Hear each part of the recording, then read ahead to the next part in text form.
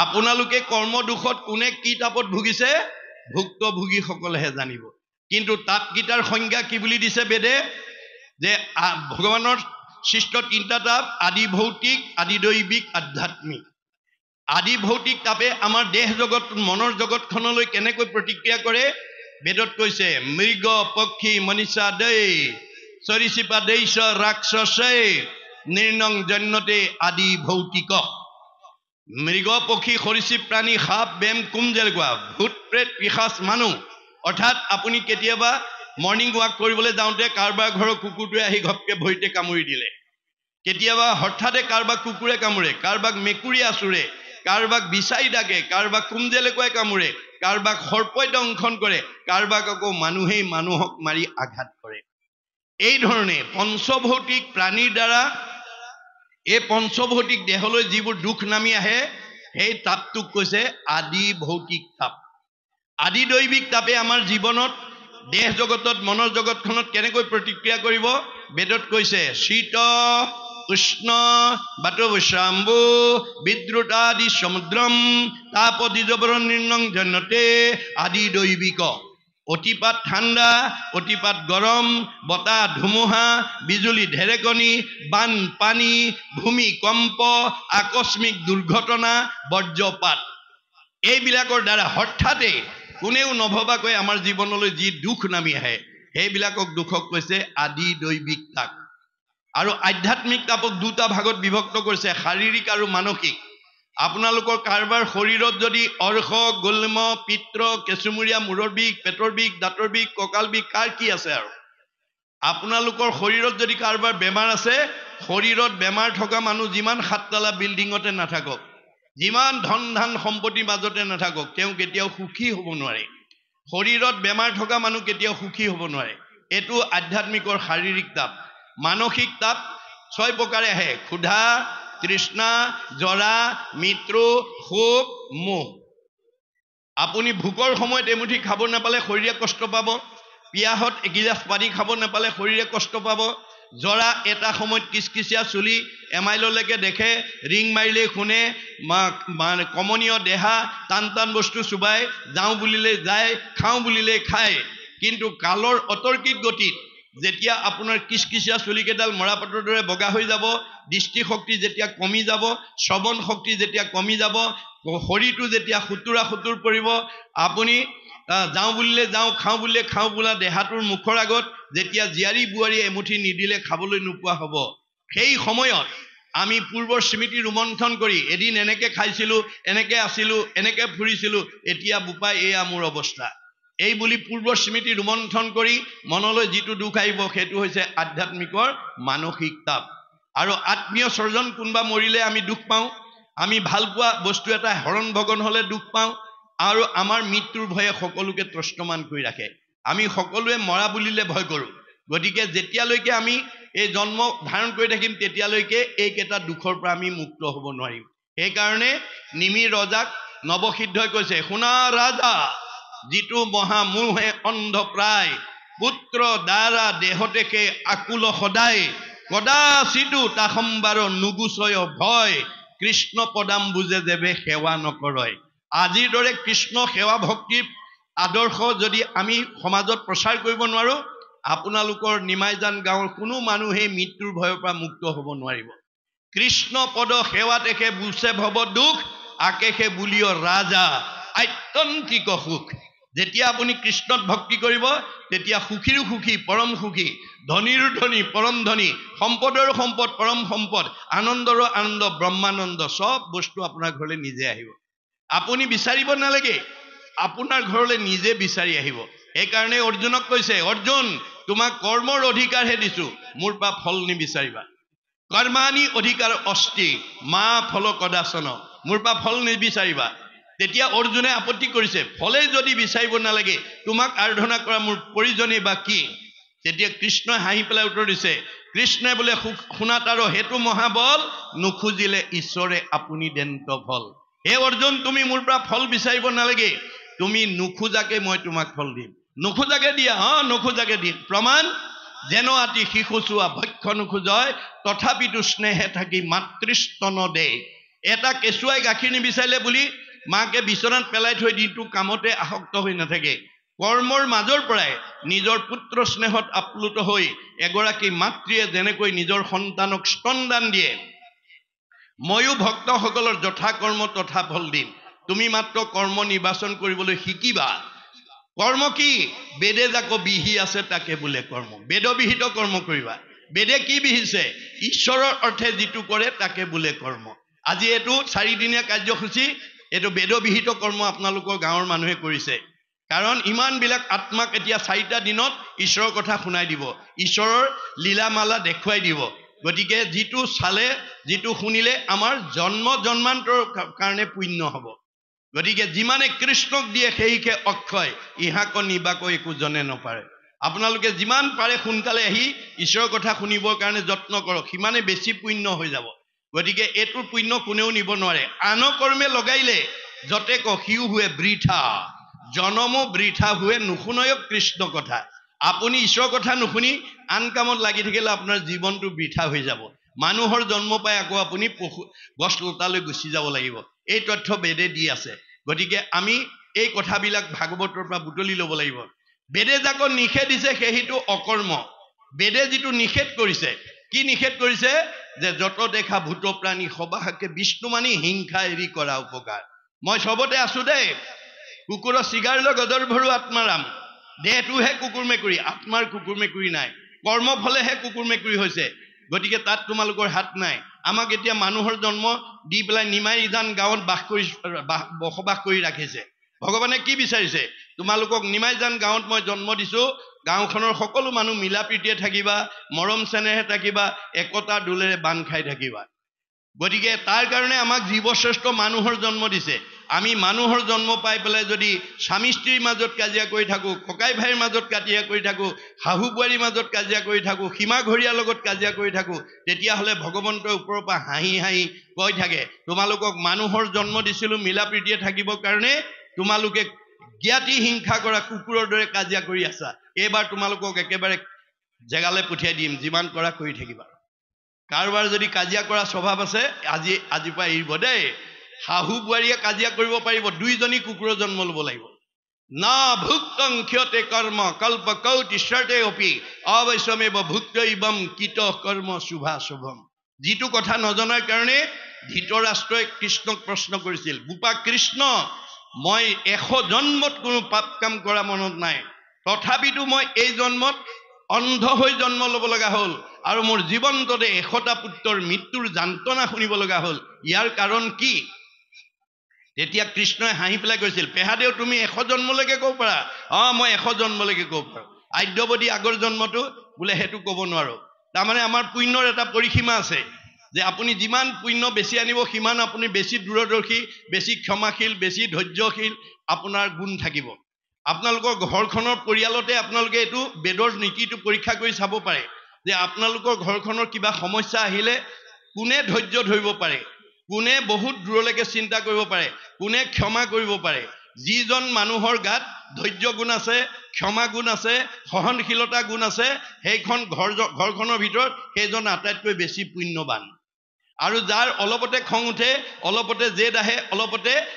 কাজিয়া পেচাল কৰে সেইটো কম পুণ্যৱান মনত ৰাখিব কথাটো গতিকে পুণ্যৰ অনুপাতেহে আমি চিন্তা কৰিব পাৰো আমাৰ ভাৱ চিন্তা কৰ্মবিলাক পুণ্যৰ ওপৰত নিৰ্ভৰ কৰিহে হয় গতিকে ধৃতৰাষ্ট্ৰই পুণ্যৰ বলত 100 জন্মলৈকে ক'ব পাৰিছিল কিন্তু তাৰ আগৰ জন্মটো ক'ব নোৱাৰে তেতিয়া কৃষ্ণই কৈছিল পেহাদেউ তুমি 100 জন্মৰ পূৰ্বতেও ৰজা আছিলা এদিন মৃগয়া কৰিবৰ কাৰণে সৈন্য সামন্ত লৈ এখন অৰণ্যত প্ৰৱেশ কৰিলা প্ৰৱেশ কৰাৰ লগে লগে তোমাৰ চকুৰ আগত এটা নুডুকা পহু দেখা পাই তুমি ইমান লুলুপ দৃষ্টি বাঢ়ি গ'ল সৈন্যলৈ উপেক্ষা নকৰি নিজেই ধনুত গুণ্ডি তোনৰ পৰা খৰ উলিয়াই লৈ পহুটো হৰবিদ্ধ কৰিবৰ কাৰণে খেদি নিলা পহুটোৱে উমান পাই নিজৰ জীৱন বচাবৰ কাৰণে বিদ্যুৎ বেগেৰে অৰণ্যৰ মাজলৈ দৌৰ মাৰিলে তুমি পিছে পিছে খেদি নিলা খেদি নি অতব্য অৰণ্যৰ মাজমজিয়াত প্ৰৱেশ কৰিলা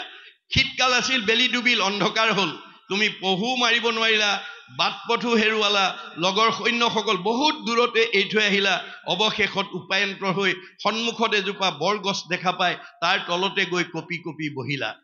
তুমি যিজোপা গছৰ তলত কপি কপি বহিলা তাত এহাল কপচুৱাই পোৱালি সহ বাস কৰিছিল কপৌজনীয়ে তোমাৰ অৱস্থা দেখি কপৌটোক ক'লে, হেৰা স্বামী, যিজন অতিথি আহি আজি আমাৰ গৃহত কপি কপি বহি আছে সেইজন আমাৰ দেশৰ ৰজা আৰু আমি তেওঁৰে প্ৰজা। দৈবাত তেওঁ আজি আহি আমাৰ গৃহত অতিথি ৰূপে দেখা দিছে আৰু বৰ্তমান তেওঁক জাৰত কপি আছে। তুমি অনতি পলমে তেওঁক অকণমান জুইৰ ব্যৱস্থা দিয়া। ভাৰ্যাৰ আহ্বান শুনি কপৌটো উৰা মাৰি গৈ পাহাৰৰ দাঁতিত বতাহত গছে গছে ঘহনি খাই জুই লগা অৰ্ধদগ্ধ অগ্নিৰ টুকুৰা এটা আনি তোমাৰ সন্মুখত পেলাই দিলে। জুইকণ পোৱাৰ লগে লগে তুমি আনন্দ মনেৰে শুকান জাবৰ জোঁথৰ গোটাই দপ দপকৈ জুই পোৱালা। যাৰ নিবাৰণ হ'ল, কিন্তু গোটেই দিনটো যে পহুৰ পিছত দৌৰি ফুৰিছিলা তোমাৰ ভোক অনুভৱ হ'ল। তোমাৰ ভোক অনুভৱ হোৱা দেখি কপৌজনীয়ে পুনৰ কপৌটোক ক'লে, হেৰা স্বামী, তুমি অতিথিৰ এটা সৎকাৰ কৰিলা, কিন্তু বৰ্তমান তেওঁ ভোকত আতুৰ হৈ আছে। অনতি পলমে তেওঁক এটা ফল মূলৰ ব্যৱস্থা দিয়া। ভাৰ্যাৰ আহ্বান শুনি কপৌটোৱে ক'লে, হেৰা ভাৰ্যা, ইমান অন্ধকাৰ ৰাতি মই কোনো পধ্যে তেওঁক ফল মূলৰ যোগান ধৰিব নোৱাৰো।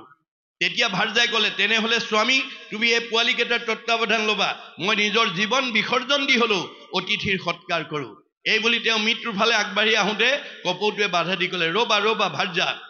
পৃথিৱীত যদি আটাইতকৈ ডাঙৰ বস্তু আছে পুত্ৰৰ প্ৰতি মাতৃৰ স্নেহ। তুমি পুত্ৰৰ স্নেহত আপ্লুত হৈ পোৱালীকেইটা যেনেকৈ তত্বাৱধান ল'বা, মই পিতৃ হিচাপে তত্বাৱধানৰ অভাৱত যদি কোনো পুত্ৰ মৃত্যুৰ মুখত পৰে তাৰ দুখৰ ভাগী মই হ'ম। গতিকে পোৱালীকেইটা তত্বাৱধানৰ দায়িত্ব মই তোমাৰ ওপৰতে অৰ্পণ কৰিলোঁ আৰু তোমাৰ কথা ৰাখি মই নিজৰ জীৱন বিসৰ্জন দি অতিথিৰ সৎকাৰ কৰোঁ। সেই বুলি পেহাদেউ তুমি ফুৱাই থকা জুইকুৰাত মধ্যম ৰাতি কপৌটো জাপ মাৰি পৰি দিলে।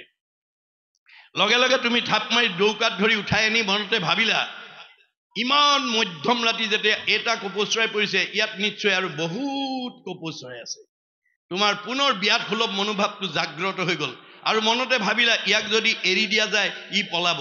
তোনৰ পৰা এডাল শৰ উলিয়াই লৈ জুইকুৰাৰ কাষত দুইটা চকু মাটিত হালি থৈ গছত আৰোহণ কৰিলা। তোমাৰ আৰোহণ কৰা দেখি কপৌজনী উৰা মাৰি পলাল আৰু তুমি গৈ তাত দেখিলা 100টা পোৱালি আছে। 100টা পোৱালি নমাই লৈ আহিলা, আনি সেই পিতৃৰ জীৱন্ত অৱস্থাতে সেই কুৰা জুইতে এটা এটাকৈ পুৰি উদ্ৰষ্ট কৰিলা। অৱশেষত সেই পিতৃকো সেই কুৰা জুইতে পুৰি তুমি উদ্ৰষ্ট কৰিলা। পেহাদেউ 100 জন্মৰ পূৰ্বত যি তুমি কৃতজ্ঞ কৰ্ম কৰিলা, উপকাৰী যি অপকাৰ কৰিলা, বিগত 100 জন্মত তুমি তাক ধুই নিকা কৰিব নোৱাৰিলা। যাৰ কাৰণে তুমি এই জন্মত অন্ধ হৈ জন্ম ল'ব লগা হ'ল আৰু তুমিও জীৱন্ততে 100টা পুত্ৰৰ মৃত্যুৰ যান্ত্ৰণা শুনিব লগা হ'ল। না ভুক্তং ক্ষতে কৰ্ম কল্প কৌটিশ্বৰতে অপি অৱশ্যমেব ভুক্ত ইবম কীত কৰ্ম শুভা শুভম। গতিকে আমি এই জন্মত কৰা কৰ্মৰ দুটা ভাগ, এটা ভাল আৰু এটা বেয়া। ভাল কাম কৰিলে ভাল ফল, বেয়া কাম কৰিলে বেয়া ফল কোটি জন্মত হ'লেও আমি ভোগ কৰিব লাগিব। ধৃতৰাষ্ট্ৰই যদি 100 জন্মৰ আগতে সেই 100টা পোৱালি মৰাৰ কাৰণে 100টা পুত্ৰ মানে অন্ধ হৈ জন্ম ল'ব লগা হ'ল আৰু মৃত্যুৰ যন্ত্ৰণা শুনিব লগা হ'ল, তেতিয়াহ'লে আপুনি মই বাচি যাব পাৰিম নেকি বাৰু? আমি এই জন্মত নিজৰ স্বাৰ্থ সিদ্ধিৰ কাৰণে, নিজৰ মনৰ তুষ্টিৰ কাৰণে আমি যদি কোনো প্ৰাণী হত্যা কৰি আমি যদি নিজৰ সিদ্ধি সাধন কৰোঁ, আপুনি মই বাচি যাব পাৰিম নেকি বাৰু? এইটো কোনো জাতি জনগোষ্ঠী কোনো বিশেষ সমাজৰ কাৰণে বেদৰ কথা নহয়, জীৱশ্ৰেষ্ঠ মানুহৰ কাৰণে কৈছে, মনত ৰাখিব কথাটো। গতিকে আমি বেদৰ কথা উপলব্ধি কৰিব লাগিব।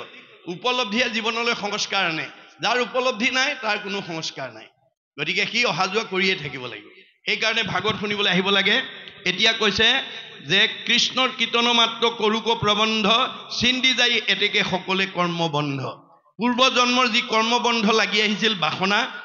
ভাগৱত শুনাৰ লগে লগে নাইকিয়া হৈ যাব। মই দুপৰীয়া কৈছোঁ, ভিদ্যতে হৃদয় গ্ৰন্থি সিদ্ধতে সৰ্ব সংশয়, সকলো সংশয় দূৰ হৈ যাব। কাষৰ মানুহঘৰ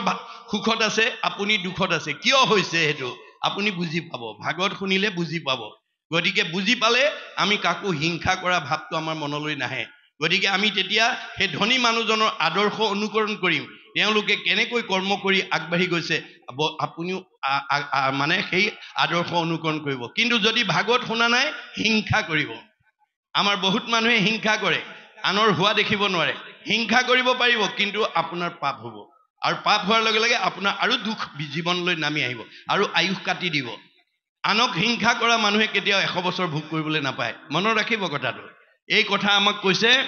তাৰপিছত কৈছে, কৃষ্ণত উপজে প্ৰেম পৰম ভকতি, কৃষ্ণমূৰ্তি স্মৃতি হৈ হিয়াত সম্প্ৰতি। আপুনি যেতিয়া কৃষ্ণ কথা শুনি থাকিব, আপোনাৰ হৃদয়তে কৃষ্ণমূৰ্তি আপুনি উপলব্ধি কৰিব। মোৰ দেহত যিজন আছে এওঁতাটো আছে এওঁতাটো আছে এওঁতা কাক বেয়াকে ক'ব কাক দুখ দিব চবতে তেওঁই আছে এই অনুভৱটো আমাৰ আহি যাব মনত ৰাখিব কথাটো গতিকে ভৈলা শ্ৰেষ্ঠ কলিসী চাৰিও যুগ মাজে প্ৰশংসে কলিক মহা মহন্ত সমাজে কলিত মানুহে ঈশ্বৰ নাম ল'লে পুণ্য হয় ঈশ্বৰ নাম ল'লে কৰ্মবন্ধ ছেদ কৰে গতিকে এই কথাটো অন্য কেইটা যুগতকৈ বহুত সহজ অন্য কেইটা যুগত কেতিয়াবা আমাৰ সত্য যুগত মানুহে যুগ ধৰি ধ্যান কৰিছিল ত্ৰেতা যুগত বহুত কষ্ট কৰি যজ্ঞ কৰিছিল দাপৰ যুগত পূজা কৰিছিল এইবিলাকত মানে নানান ধৰণৰ ছিদ্ৰ আছিল কিন্তু হৰি নাম কীৰ্তনত কোনো ছিদ্ৰ নাই কৃষ্ণ নামত কোনো ছিদ্ৰ নাই আৰু কোনো বাধা নিষেধ নাই গতিকে এইটো সনাতন এইটো সাৰ্বজনীন ডেকা ল'ৰাই পাৰিব গাভৰু ছোৱালী নোৱাৰে বুঢ়া মানুহে পাৰিব ল'ৰা মানুহে নোৱাৰে মাইকী মানুহে পাৰিব মতা মানুহে নোৱাৰে দিনত পাৰিব ৰাতি নোৱাৰে দুপৰীয়া পাৰিব গধূলি নোৱাৰে কোনো বাধা নাই আপুনি খাওঁতে শুওঁতে উঠোতে লৰোতে সকলো সময়তে আপুনি ভগৱন্তৰ হাজাৰটা নাম মুখেদি মাত্ৰ উচ্চাৰণ কৰক মাধৱদেৱে কৈছে অ ৰাম কৃষ্ণ নাম যিটো সদায় ফুৰে গায় সদায় মংগল তাৰ অমংগল নাই আপুনি ঈশ্বৰৰ নাম লোৱাৰ লগে আপোনাৰ ঈশ্বৰ আপোনাৰ ঘৰলৈ গুচি আহিব যিটো নাম লয় হৰি তাৰ হয় ই কোনো ৰহস্য পৰে গতিকে ভগৱন্তই কৈছে মোৰ নামটো মোতকৈ শ্ৰেষ্ঠ শংকৰদেৱে কৈছে আপোনাৰ মোতকৈ আপোনাৰ মোৰ নামটো শ্ৰেষ্ঠ আমি ভাগৱত শুনি আছো বাহিৰৰ পৰা যদি ইয়াৰ ভিতৰত থকা এজনক কোনোবাই বিশেষ জৰুৰী কামত লগ পাবৰ কাৰণে নামটো কয় তেতিয়া ভিতৰৰ পৰা কোন উঠি যাব যাৰ নামটো কয় তেওঁ উঠি যাব আপোনাৰ নামটো ক'লে যদি আপুনি উঠি যায় আপুনি ডাঙৰ নে আপোনাৰ নামটো ডাঙৰ আমি বুজিব লাগিব মোতকৈ মোৰ নামটোহে ডাঙৰ মোৰ নামটো ক'লে যদি মই উঠি যাওঁ এইটো যদি সঁচা কথা হয় ভগৱন্তৰ নাম যিখন ঘৰত ল'ব তালৈ ভগৱন্ত আহিব নে নাহিব নিশ্চয় আহিব যেই নাম সেই হৰি জানা নিষ্ঠ কৰি নামৰ সংগ নচাৰান্ত হৰি আমি এই 4 দিনীয়া বা 3 দিন ভাগত শুনাৰ পিছত আমি অনাগত দিনত এই নিমাইজান গাঁৱত এনেকুৱা পৰিয়ালত বাস কৰিম এনেকুৱা ঘৰত বাস কৰিম যিখন ঘৰলৈ কৃষ্ণ নমতাকে আহিব কেতিয়া আহিব যিখন ঘৰত পুৱা গধূলি ধূপ ধূনা জ্বলিব ঈশ্বৰ উপাসনা কৰিব সেইখন ঘৰলৈ কৃষ্ণৰ নাম লোৱাৰ লগে লগে কৃষ্ণ আহি যাব আৰু যিখন ঘৰত হেতু পৰিৱেশ নাথাকে তালৈ কোন আহিব আমাৰ দ্বাদশ স্কন্ধ ভাগৱতত কৈছে শ্ৰৱণ কীৰ্তন জৈত কৃষ্ণৰ নকৰে তৈতেখে ৰাক্ষসী গণে বিঘিনী আচৰে যিখন ঘৰত পুৱা গধূলি ধূপ ধূনা নজ্বলে ঈশ্বৰ উপাসনা নকৰে সেইখন ঘৰলৈ অঘাসুৰ বকাসুৰ পলম্বাসুৰ অৰিষ্টাসুৰ পুতনা ব্যমাসুৰ ধেনুকাসুৰ সব অসুৰবিলাক আহি যাব কায়িকভাৱে নহয় স্বভাৱগতভাৱে আহিব গুণগতভাৱে আহিব আমাৰ কিছুমান পৰিয়ালৰ মানুহ আছে কথা ক'বই নোৱাৰি টিঙিচকে খঙুতেই কথা ক'বই নোৱাৰি লাঠিডাল উলিয়াই আনেই কথা ক'বই নোৱাৰি ঠেহ পেচ লাগি চকু পানী উলিয়াই 3 দিন মানলৈকে ভাত পানী নাখায় এইটো স্বভাৱ যিখন ঘৰত পৰিয়ালৰ আছে সেইটো অসুৰ থকা পৰিয়াল গতিকে সেই অসুৰবিলাকক যেতিয়ালৈকে মাৰিব নোৱাৰিব তেতিয়ালৈকে সেইখন ঘৰত কেতিয়াও শান্তি নহ'ব কেনেকৈ মাৰিব নাৰায়ণ ঠাকুৰতে ফকৰাত কৈছে কুকুৰে কৰিলে বিয়া বাঘৰ জীয়াৰী দেখিয়া ভালুক গইলে ঘৰ বাৰী এৰি কুকুৰে যদি বাঘৰ জীয়াৰী বিয়া কৰাব পাৰে সেইখন ঘৰত ভালুকৰ পৰিয়াল থাকিব নোৱাৰে ইয়াৰ তত্ত্বটো কেনেকুৱা কুকুৰ মানে জীৱ লৰাই হওক ছোৱালী হওক ডেকাই হওক বুঢ়াই হওক বোৱাৰীয়ে হওক জীয়াৰী হওক যিটো জীৱই বাঘৰ জীয়াৰী মানে নাম ভগৱানৰ নামৰ লগত বিয়া মানে সম্পৰ্ক যাৰ নামৰ লগত সম্পৰ্ক থাকিব তাৰ ঘৰত ভালুকৰ পৰিয়াল কাম ক্ৰোধ লোভ মোহ মদ মাৎসৰ্য ঈৰ্ষা হিংসা এই বেয়া ভাৱবোৰ থাকিব নোৱাৰিব এই তথ্যবিলাক আমি ল'ব লাগিব আৰু ল'ৰা ছোৱালীৰ মাজলৈ পিলাই দিব লাগিব ধৰ্ম অৰ্থ কাম মুখ্য কীৰ্তনতে পায় কলি সম শ্ৰেষ্ঠ ধৰ্ম নাই নাই নাই ভাগৱতে কৈছে আজিৰ দৰে আমি যদি শ্ৰৱণ কীৰ্তনে আৰু বৈকুণ্ঠ যায় ধৰ্ম অৰ্থ কাম মুখ্য সবে আত পায় সব ইয়াতে আছে মাত্ৰ আমি 9বিধ ভক্তিৰ ভিতৰত এবিধ হলেও আমি আচৰণ কৰিব লাগে আপুনি 9টা ৰুমৰ পকা ঘৰ এটা বনাইছে প্ৰতিটো ৰুমতে মানে লাইন মানে কানেকশ্যন কৰি থৈছে বাল্ব লগাই থৈছে 9টা ৰুমত 9টা বাল্ব লগাই থৈছে বুলিয়েই বেলি যোৱাৰ লগে লগে নিজে নিজে পোহৰ হ'ব নেকি বাৰু নহ'ব কেতিয়া হ'ব যেতিয়া সেই ৰুমৰ সুইচটো অন কৰি দিব ঠিক তেনেকৈ আমাৰ এখন ঘৰত এখন ঘৰ মই অলপ আগতে কৈয়ে গৈছো মহুৰ সেৱাৰ যোগ্য মনুষ্য হৰি ইহাকে বুলিও গৃহ জানা মহাবীৰ উদ্ধৱক চিনাকি কৰি থৈ গৈছে গতিকে এইখন ঘৰতো 9টা বাল মানে 9টা ভক্তি আমাক দিছে শ্ৰৱণ কীৰ্তন অৰ্চন বন্দন দাস্য সখিত্ব পদসেৱন আত্মনিবেদন স্মৰণ এই 9টাৰ ভিতৰত যিকোনো এটাও যদি কৰে এটা বাল্ব যদি অন কৰি ৰাখে অৰ্থাৎ এটা ভক্তি যদি কৰে তেতিয়া আপোনাৰ এই ঘৰখন পোহৰ হৈ থাকিব যদি এটাও নকৰে তেতিয়া সি অন্ধকাৰ হৈ থাকিব সেইখন ঘৰত দুখ দুৰ্গতিৰ পৰা মুক্ত হ'ব নোৱাৰে এই তথ্য আমাক দিছে গতিকে শাস্ত্ৰৰ পৰম তত্ত্ব জানি সৰ্বজন কৰিও কৃষ্ণৰ নীতে শ্ৰৱণ কীৰ্তন এই শাস্ত্ৰৰ তত্ত্ব উপলব্ধি কৰি আমি দৈনন্দিন আমি যাতে কৃষ্ণৰ গুণ নাম ল'ব পাৰোঁ তাৰ কাৰণে আপোনালোকে ল'ৰা ছোৱালীকো পৰামৰ্শ দিব আপোনালোকেও তাৰ আদৰ্শটো দেখুৱাব কাৰণ আপোনালোকে ডাঙৰে দেখুৱালেহে সৰুৱে ল'ব জ্যেষ্ঠজনে কৰে যদি গৰিহিত কৰ্ম অন্যনে ভাবে তাকো সেহি মহাধৰ্ম এই কৰোণা কালত 2 বছৰ যেতিয়া কৰোণা হৈছিল নগাঁৱত আমাৰ মানে এই জগতৰ কল্যাণৰ কাৰণে ৰাইজে এটা ডাঙৰ নামঘৰত ভাগৱত অনুষ্ঠান পাতিছিল তালৈকে আমাক ব্যাখ্যাকাৰক হিচাপে মাতিছিল মই ব্যাখ্যা প্ৰসংগত ক'লো যে এতিয়া কাৰো ঘৰলৈ ভগৱন্ত আহি আপোনালোকৰ পৰিয়ালটো ও হৰি ও ৰাম বুলি বৈকুণ্ঠপতি কৃষ্ণ আহি নকহি ও হৰি হৰতি পাপ ইতি হৰি প্ৰভু এই ঘৰখনৰ পৰিয়ালৰ সকলো পাপবিলাক তুমি হৰণ কৰি লৈ যোৱা ও ৰাম ৰাম নামত ৰমন কৰি চৈতন্য জিয়া মানুহ কৰি ৰাখা আমাৰ বহুত মৰা মানুহ আছে এতিয়া খুতে সৌনকক কৈছিল মই এই পৰলৈকে মৰা মানুহ হৈ আছিলোঁ তুমি কৃষ্ণ কথা ক'বলৈ পোৱাৰ কাৰণে মই জিয়া মানুহ হৈ গ'লো মনত ৰাখিব কথাটো গতিকে কোন আহিব এই আশীৰ্বাদ দিবলৈ কোন আহিব হৰিৰ মূৰ্তিক হৰি ভক্তক দেখিবা শক্তি অনুৰূপে তাৰ প্ৰীতি আচৰিবা সমস্ত ভূততে আছে ভগৱান সেহি ভাবি সবাকো কৰিবা বহুমান আপোনাৰ ঘৰলৈ অহা ভকত বৈষ্ণৱৰ ওচৰত আপুনি ল'ৰা ছোৱালীকেইটাক আনি আশীৰ্বাদ ল'ব পঢ়া শুনাত যদি ক'ৰবাত দুৰ্বলতা আছে আপুনি ক'ব ল'ৰাটো ইংৰাজীত বৰ দুৰ্বল ছোৱালীজনী অংকত বৰ দুৰ্বল কৃপা কৰি আশীৰ্বাদ এটা দিয়ক 10 জনে যদি মূৰত হাত দি আশীৰ্বাদ দিয়ে দৈৱবশে যদি সাধুৰ সংগ পায় নিশ্চয় জানা তাহাৰৰ স্বভাৱ দূৰ হয় বেয়া ল'ৰা ভাল হৈ যাব মানে গাধা ল'ৰা চোকা হৈ যাব এয়া হৈছে সাধুৰ মাহাত্ম্য আৰু যদি আশীৰ্বাদ দিয়ে সজনৰ আশীৰ্বাদে মিলে কৃষ্ণৰ প্ৰসাদ ভকতে আশীৰ্বাদ দিলেহে ভগৱন্তই কৃপা কৰিব ভকতৰ আশীৰ্বাদ নহ'লে ভগৱন্তই কৃপা নকৰে কথাটো এহাল দাম্পতীয়ে শুনি আছিল ভাগৱতৰ সামৰণিত আমি 4জন ভকত বহি কথা পাতি থাকোঁতে 2জন আহি পেলাই আমাক সেৱা কৰি ক'লেহি বাপসকল আমাৰ গৃহত আপোনালোকে আজি পদধূলি অকণমান দিব লাগে মই ক'লোঁ আপোনালোকৰ ঘৰ কিমান দূৰত তেতিয়া তেওঁ আঙুলিয়াই দিলে সেই দেখি থকা ঘৰখনেই অৰ্থাৎ নামঘৰৰ ওচৰতে তেওঁলোকৰ ঘৰখন আমি ক'লোঁ যাওক আপোনালোক আমি গৈ আছোঁ তেওঁলোক গৈ ধুনীয়াকৈ ঘৰ দুৱাৰ সাৰি মুচি পৰিষ্কাৰ কৰি ধূপ ধূনা জ্বলাই ঢাৰিকত পাৰি থৈ দিছে আমি গৈ পোৱাৰ লগে লগে মাক বাপেক 2জনে আহি আমাক সেৱা জনাইছে আমি আশীৰ্বাদ দিছোঁ তাৰপিছত 2জন মানে ভিতৰলৈ সোমাই গ'ল এটা ৰুমলৈ 2জন সোমাই গ'ল তাৰমানে তেওঁলোকৰ সেই বছৰ তেওঁলোকৰ এটা ল'ৰা আছে মেট্ৰিক পৰীক্ষা দিব মাক বাপেক আহোঁতে তেওঁ অহা নাই মাক বাপেকে আমাক সেৱা কৰি গৈ কেনেকৈ আনিছে ল'ৰাটো জানে এটা বাহুত বাপেকে ধৰিছে এটা বাহুত মাকে ধৰিছে আমি অনুমান কৰিছোঁ ল'ৰাটো আহিব খোজা নাই বাপেক মাকে বলেৰে লৈ আহিছে আহি আমাৰ ওচৰত পাই পেলাই কৈছে বোপাই সেৱা এটা কৰ 2জনে হাতত ধৰি বহুৱাইছে ল'ৰা নবহে এতিয়া মাক বাপেক ক'লা ৰঙা পৰি গৈছে মই অৱস্থাটো বুজি ক'লোঁ হ'ব দিয়ক তেওঁ লাজ কৰিছে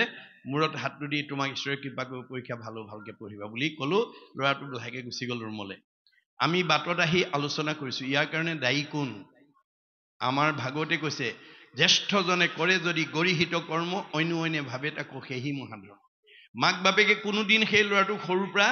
ভকত বৈষ্ণৱক সেৱা এটা জনাবলৈ আমন্ত্ৰণ কৰা নাই মাক বাপেকেহে সেৱা কৰিছে ল'ৰাটোৱে মনতে ভাবিছে দেউতাহঁতৰ নিচিনা বয়স হ'লেহে চাগে ভকত সেৱা কৰিব আমাৰ চাগে এইটো সময় হোৱা নাই সেইকাৰণে আমাৰ মানে দৈত্য শিশুসকলবিলাক প্ৰহ্লাদে যেতিয়া ভক্তি জ্ঞান দিছিল কি বুলি কৈছিল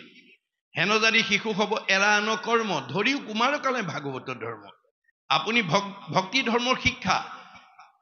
আপুনি সৰুৰ পৰা ল'ৰা ছোৱালীক দিব লাগিব স্কুললৈ যাওঁতে কৃষ্ণ বুলি কৈ যাবলৈ ক'ৰবালৈ যাওঁতে কৃষ্ণ বুলি কৈ যোৱা কথাটো জ্যেষ্ঠজনক সেৱা এটা কৰাৰ নিয়মটো আপুনি সৰুৰ পৰা শিকাব লাগিব যেতিয়া সৰুৰ পৰা তেওঁলোকে ভকত সেৱা কৰি আশীৰ্বাদ ল'ব তেওঁ ভাল হ'বই গতিকে এই দৰ্শনৰ মাজেদি আমি যাতে অনাগত দিনত আমাৰ পৰিয়ালবিলাক যাতে আগুৱাই নিব পাৰোঁ তাৰ প্ৰতি আপোনালোকে গুৰুত্ব দিব লাগিব অপ্ৰয়াসে সাধে কীৰ্তি মহা হৰি নাম এতিয়া ভগৱন্তৰ নামে কোনো কষ্ট নকৰাকৈ আমাৰ সিদ্ধি সাধন কৰিব জানি নিৰন্তৰে নৰে বোলা ৰামৰ ৰাম নিৰন্তৰে মানে সদায় সদায় আমি কি কৰিব লাগে ভগৱন্তৰ দুটা আখৰৰ নাম ৰাম হৰি দুটা আখৰৰ নাম আমি ল'বলৈ অভ্যাস কৰিব লাগিব গতিকে বেদত কৈছে ৰাম ইতি বদন্তি যে সৰ্বদা তেইসং ভক্তি স মুক্তি স ভৱিষ্যতি না সংশয় বেদে কৈছে তুমি অকল ৰাম বুলি দুটা আখৰৰ কথা ক'বলৈ অভ্যাস কৰা ৰাম বুলি কৈ থাকিলে তোমাৰ ভক্তি আৰু মুক্তি দুইটা হৈ যাব ইমান সহজ কৰি দিছে ৰে মনত ৰাখিব আমাৰ মাধৱদেৱে ইয়াৰ বিজ্ঞানসন্মত দৰ্শনটো কি বুলি কৈছে যে ৰাম নামৰ আখৰ দুটা আমি কেনেকৈ উচ্চাৰণ কৰিলে কি হয়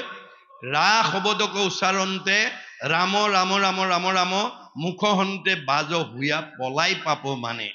ৰাম নামৰ ৰা বুলি কোৱাৰ লগে লগে মুখ মেলি ৰা বুলি কোৱাৰ লগে লগে ভিতৰৰ পৰা পাপবিলাক ওলাই গুচি যায় পুণ্য মানে হুৱে অভ্যন্তৰ ৰাম ৰাম ৰাম ৰাম ৰাম ম বুলি আতি মাৰৈ কপাতত টানে আৰু ম বুলি জপাই দিয়াৰ লগে লগে পুণ্যবিলাক সোমাই যায় বিজ্ঞানে কৈছে ৰা বুলি কোৱাৰ লগে লগে দেহৰ পৰা এঙাৰ গেছবিলাক ওলাই যায়